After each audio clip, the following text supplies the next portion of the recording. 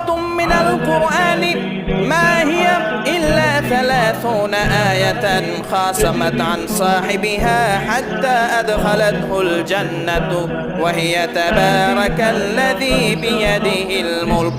কোরআনে একটি সূরা আছে, সেই সূরাটিতে 30টি আয়াত আছে। কেউ যদি প্রতিদিন ঘুমানোর আগে দিয়ে অথবা ইশারের পরে এই 30টি আয়াত প্রতিদিন পাঠ করে ঘুমায়, কিয়ামতের ময়দানে এই সূরাটি তার পক্ষে সাক্ষ্য দেবে।